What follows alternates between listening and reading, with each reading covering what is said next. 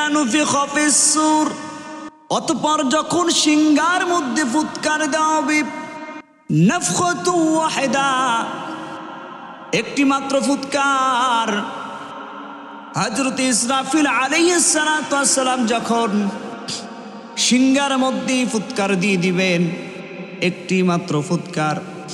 ওয়াহুমিলাতিল আরদু ওয়াল জিবাল, আর অমনি উৎক্ষিপ্ত করা হবে বড় বড় পাহাড় সমেত এই পৃথিবীকে, জমিনকে, বড় বড় পর্বতমালা সহ আল্লাহ উৎক্ষিপ্ত করবেন, শূন্যে ভাষা দিবেন।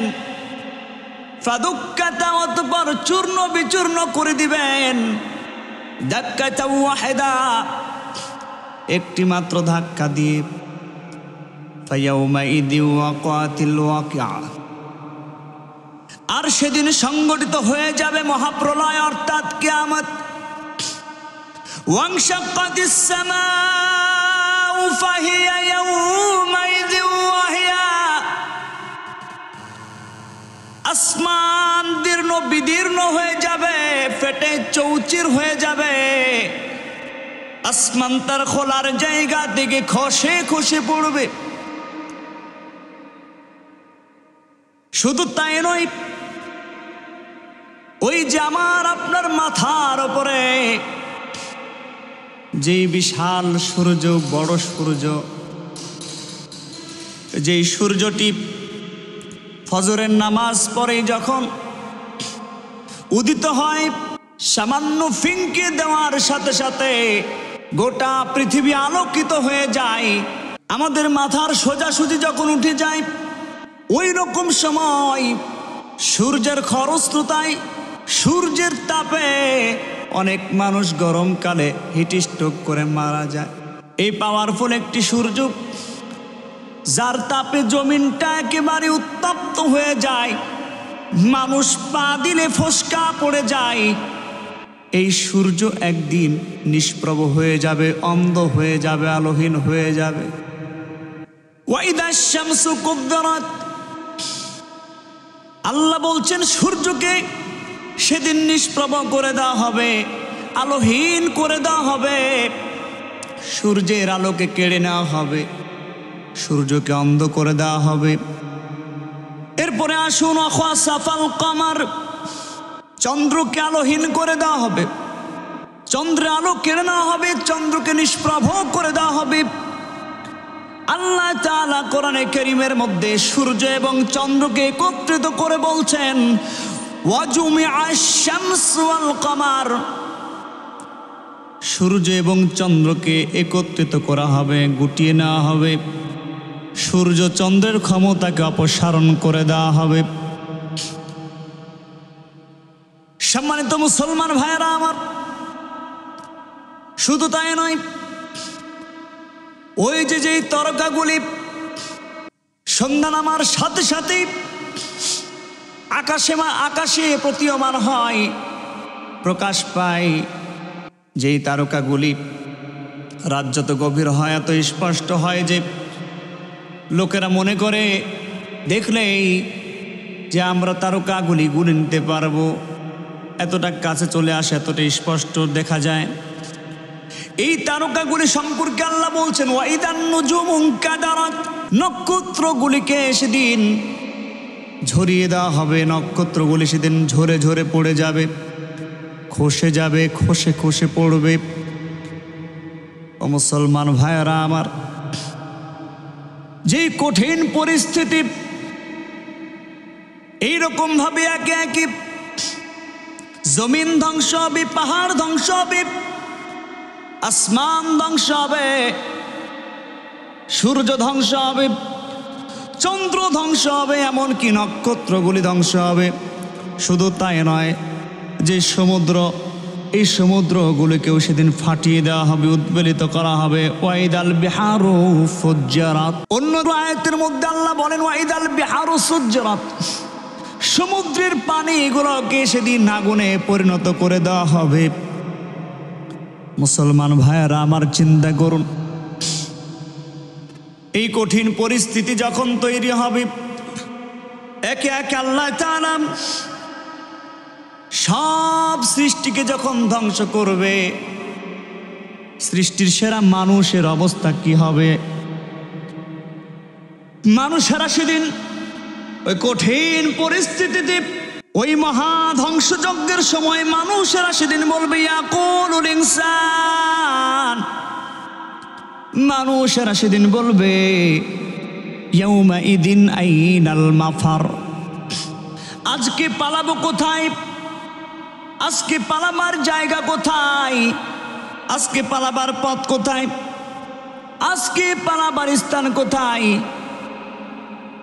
আল্লাহ সেদিন আসমানে আওয়াজ দিয়ে বলবেন কাল্লা লা ওয়াজহার, পালাবার কোনো জায়গা নাই, পালাবার কোনো স্থান নাই, পালাবার কোনো পথ নাই, পালাবার কোনো রাস্তা নাই। ইলা রাব্বিকা ইয়াউমাইদিনিল মুস্তাকার, আল্লাহ বলবেন ও বান্দারা, আজকে তোমাদের জায়গা হবে তোমাদের রবের নিকটে। আল্লাহ বান্দাদেরকে বলবেন ও বান্দারা, আমার কাছেই তোমাদের জায়গা হবে। তোমরা কোথায় যাবা, কোথায় পালাবা? তোমাদেরকে আমার কাছেই ফিরে আসতে হবে। এই কাছে আসার গল্প, ফিরে আসার গল্প আল্লাহ কোরআনে কারিমের মধ্যে অস্বীকারীদেরকে স্মরণ করে দিচ্ছেন। কাইফা তাকফুরুনা বিল্লাহি ওয়া কুনতুম আমওয়াতান ফাআহইয়াকুম সুম্মা ইউমীতুকুম সুম্মা ইউহয়ীকুম সুম্মা ইলাইহি তুরজাউন।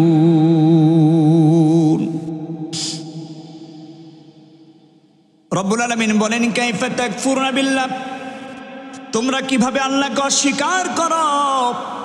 ওয়া কুনতুম আমওয়াতান, অথচ তোমরা তুমি তো ছিলে। ফাআহইয়াকুম, আমি তোমাদের জীবিত করেছি।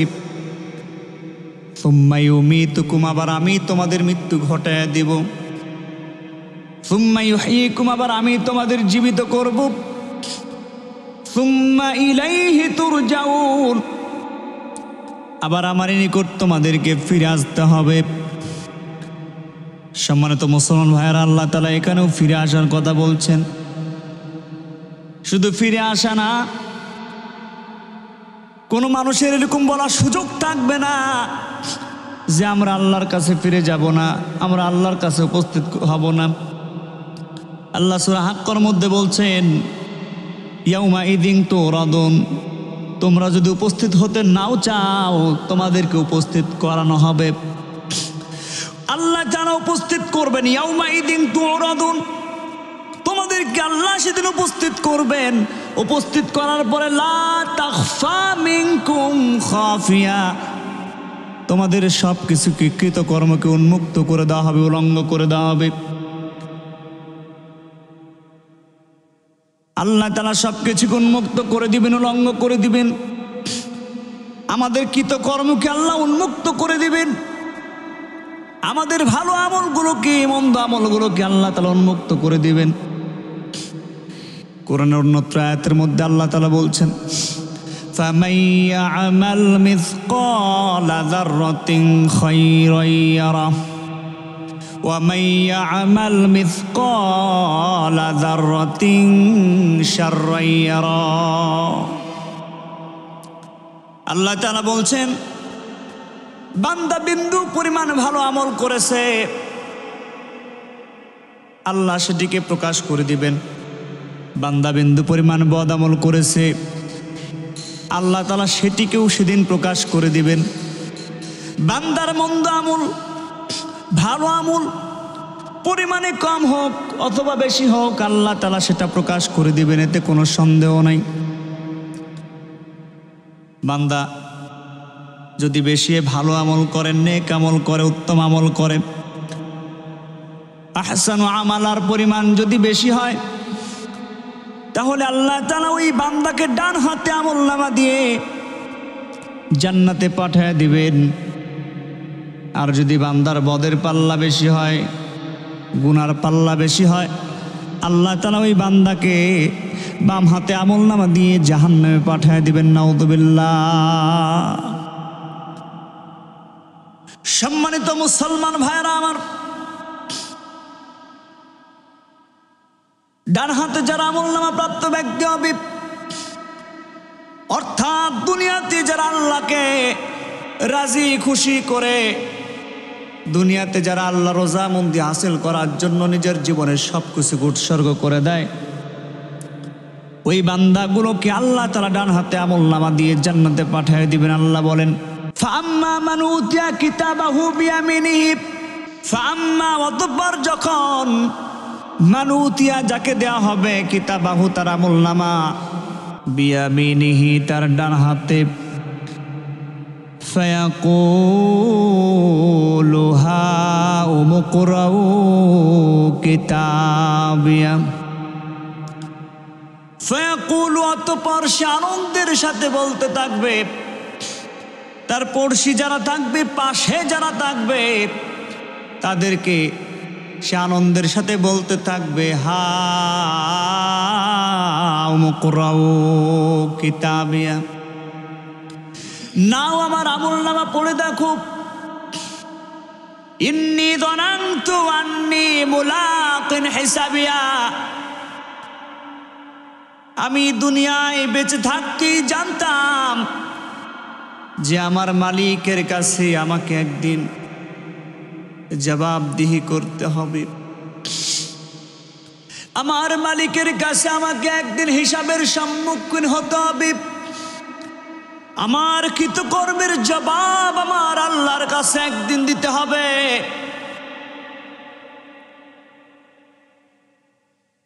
দুনিয়ায় ডান হাতে আমলনামা প্রাপ্ত ব্যক্তির অন্যতম বৈশিষ্ট্য হলো আল্লাহর কাছে জবাবদিহিতার চিন্তা থাকা,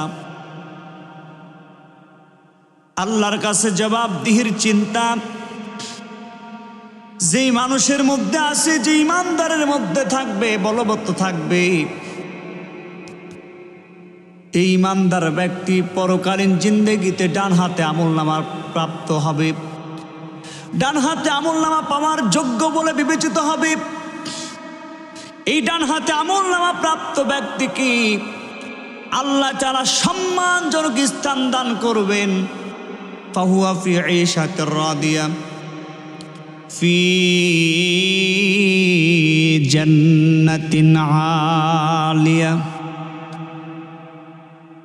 আল্লাহ তাআলা ডান হাতে আমলনামা প্রাপ্ত ব্যক্তিকে সম্মানজনক স্থান দিবেন জান্নাতের মধ্যে, সুবহানাল্লাহ।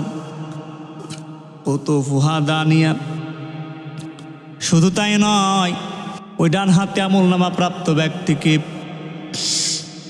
জান্নাতের মধ্যে আলিশান বিছানা দেওয়া হবে, যেই বিছানায় জান্নাতি ব্যক্তি শুয়ে থাকবে, আর তার বিছানার পাশে জান্নাতের ফলগুলো অবনমিত করা থাকবে, সে জান্নাতের বিছানায় শুয়ে শুয়ে ফলগুলো তুলে নিতে পারবে। আল্লাহ তাআলা জান্নাতি ব্যক্তিকে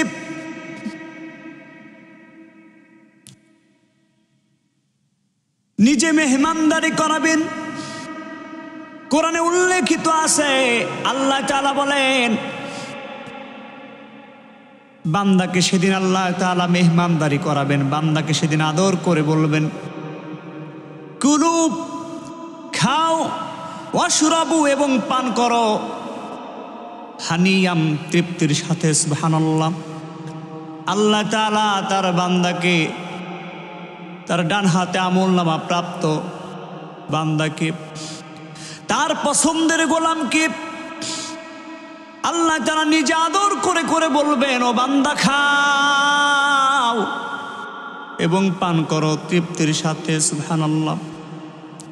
কারণ হলো বিমা, কারণ হলো আসলাফতুম ফিল আইয়ামিল খালিয়া,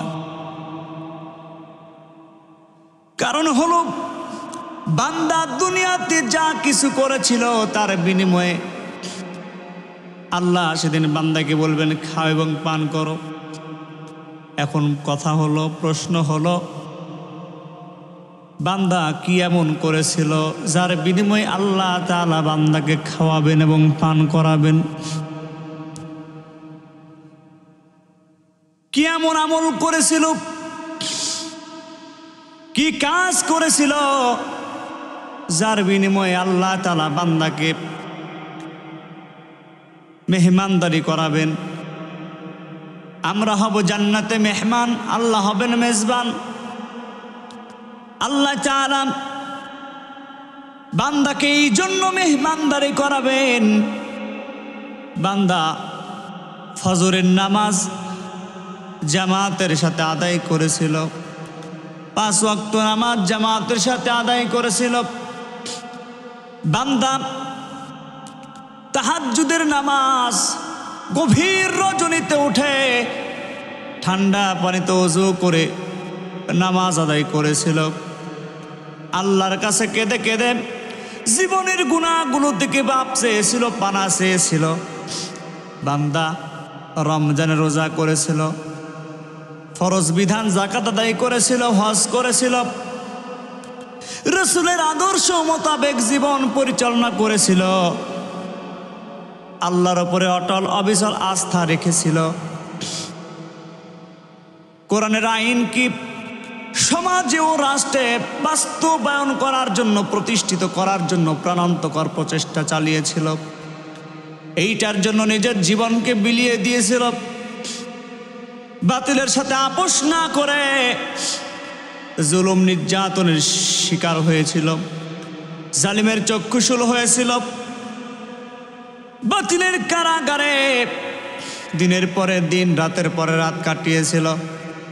পরিশেষে আল্লাহর বান্দা কোরআনের পথে থাকতে গিয়ে আল্লাহর সন্তুষ্টির জন্য, আল্লাহর রোজামন্দি হাসিলের জন্য বান্দা জালিমের জুলুমের কাছে পরাজিত না হয়ে ফাঁসির কাষ্টে ঝুলে শহীদ হয়ে জান্নাতে চলে গেল।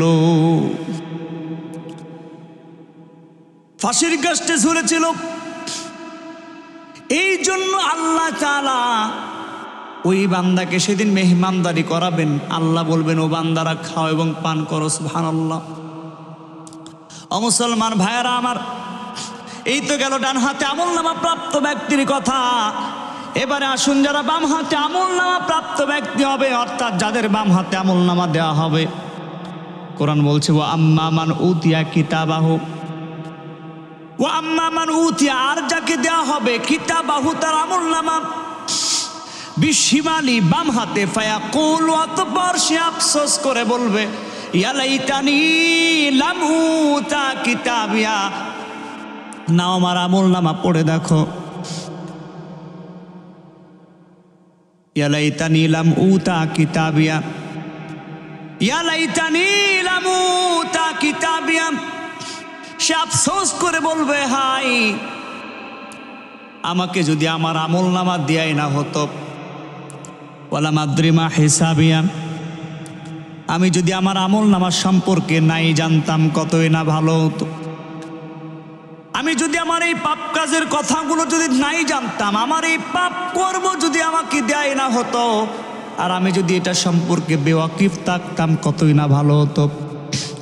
ইয়া লাইতাহা কানাতিল কাদিয়া, আর সে আফসোস করবে, পাগলের মতো বিলাপ করতে করতে বলতে থাকবে, হাই আমি যে দুনিয়ায় মারা গিয়েছিলাম, আমাকে যে দুনিয়ায় মৃত্যু ঘটানো হয়েছিল, আমি যে মারা গিয়েছিলাম, মালাকুল মউত যে আমার জান কবজ করেছিল, ওই সময় যে কষ্ট হয়েছিল, ওটাই যদি আমার জন্য চূড়ান্ত ফায়সালা হয়ে যেত। মা আগুনা আন্নি মালিয়া, দুনিয়ার ধন সম্পদশালীরা, বিত্তবানরা, যারা দুনিয়ায় অনেক টাকা পয়সা জমা করেছে, যারা দুনিয়ায় জমিদারি করেছে, ওই সমস্ত ব্যক্তিরা সেদিন বলতে থাকবে, হায় আফসোস, মা আগুনা আন্নি মালিয়া, আমার এই ধন সম্পদ আজকে কোনো কাজে এলো না। হালাকা আন্নি সুলতানিয়া, দুনিয়ায় যারা ক্ষমতাসীন ক্ষমতাবান ব্যক্তি ছিল, প্রধানমন্ত্রী, প্রধান উপদেষ্টা, রাষ্ট্রপতি, মন্ত্রী, এমপি, দলের বড় নেতা, দলের আমির, যারা বলতো তারা বলবে, হায় আফসোস, আমি দুনিয়ায় যদি এক ডাক দিতাম একটা মাঠের মধ্যে লক্ষ লক্ষ মানুষ জড়ো হয়ে যেত, আমার কথায় মানুষ উঠতো আর বসতো, হায় আফসোস, আজকে তো আমার ক্ষমতাও কোনো কাজে এলো না। আল্লাহ তাআলা এই সমস্ত বাম হাতে আমলনামা প্রাপ্ত ব্যক্তিকে জাহান্নামে দেওয়ার জন্য বান্দাকে, ওই বাম হাতে আমলনামা প্রাপ্ত ব্যক্তিকে জাহান্নামে দেওয়ার জন্য আল্লাহ তাআলা ফেরেশতাদেরকে বলবেন, ও ফেরেশতারা, খুদুহু ফাগুল্লোকে ধরো, আর ওর গলায় বেড়ি পরিয়ে দাও, লোহার বেড়ি।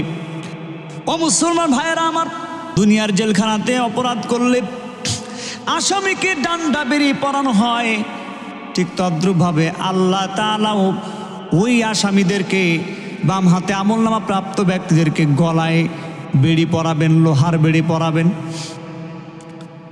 ফেরেশতাদেরকে বলবেন, ও ফেরেশতারা, ওকে ধরো, ফাগুল্লো, আর ওর গলায় বেড়ি পরিয়ে দাও, লোহার বেড়ি পরিয়ে দাও, এবং ওকে টানতে টানতে সুম্মাল জাহিমা সাল্লু, জাহান্নামে নিক্ষেপ করো। সুম্মা ফি সিলসিলাতিন দারউহা সাবউনা যিরাআন ফাসলুকু। অতঃপর ওকে জাহান্নাম থেকে আবার তোলো, জাহান্নাম থেকে তোলা হবে। তোলার পরে ৭৭ হাত শৃঙ্খল জাহান্নামীদের পায়খানার রাস্তা দিয়ে প্রবেশ করিয়ে মুখ দিয়ে বের করে দেওয়া হবে।